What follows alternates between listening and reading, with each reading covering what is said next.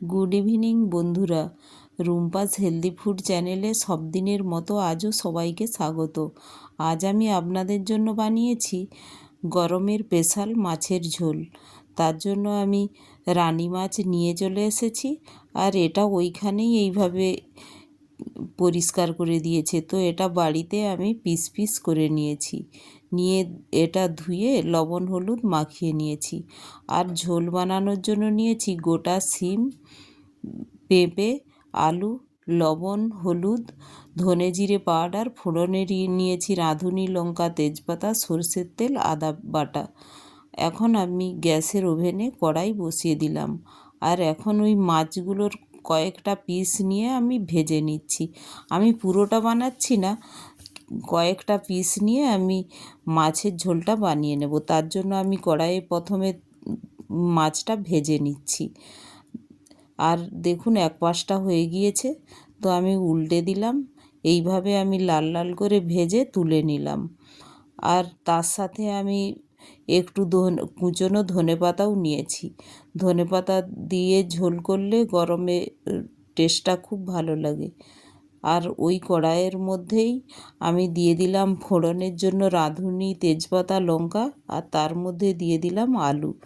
আলুগুলোর মধ্যে দিয়ে দেব স্বাদ মতো লবণ আর পরিমাণ মতো হলুদ দিয়ে আলুটা একটু নাড়াচাড়া করে নেব।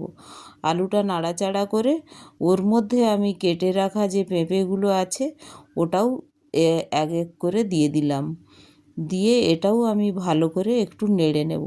যেহেতু আলু পেঁপে হতে একটু টাইম লাগবে, তার জন্য আমি এটা ভালো করে একটু নাড়াচাড়া করে তার মধ্যে দিয়ে দেব কেটে রাখা যে গোটা শিম নিয়েছিলাম। এই শিমগুলো একটু উপর দিকে তুলে দেখলেই এটা বোঝা যায় এটা পরিষ্কার কিনা। তো আমি এটা গোটা গোটা রেখেছি ভালো ভালো দেখে। তো এটা কেটে দিয়ে দিলাম। এটা নাড়াচাড়া করে ওর মধ্যে দিয়ে দিলাম বেটে রাখা আদা আর ধনে জিরে পাউডার।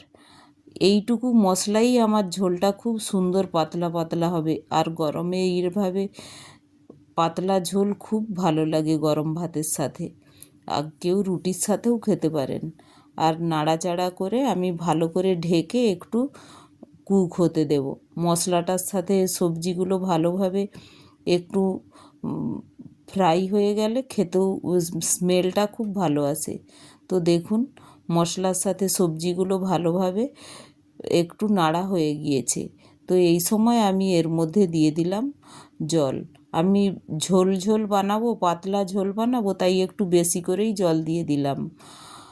আর এই গরমে এই রকম পাতলা ঝোল দেখুন দেখতেও সুন্দর লাগছে, আর শিমগুলো যেহেতু দেয়া আছে তো দেখতেও অনেকটা ভালো লাগছে। তো এখন ঢেকে দিলাম, 5 মিনিট আমি কুক হতে দিলাম।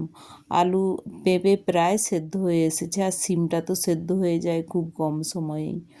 তো এখন এর মধ্যে দিয়ে দেব ভেজে রাখা মাছগুলো এক এক করে দিয়ে দিলাম। আমি বেশি নাড়াচাড়া করছি না, দেখছেন আলুগুলো খুব সেদ্ধ হয়ে গিয়েছে। এই সময় আমি মাছটা দিয়ে 2 মিনিট এটা ঢেকে কুক হতে দেব।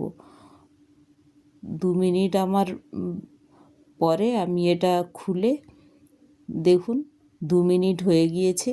তো এই সময় এর মধ্যে আমি দিয়ে দেব কুচিয়ে রাখা ধনেপাতাগুলো, দিয়ে একটু নাড়াচাড়া করেই আবার এটা ঢেকে একটু হাই ফ্লেম করেই 1 মিনিটের মতো হাই ফ্লেমে রেখেই আমি এটা বন্ধ করে দিয়েছিলাম।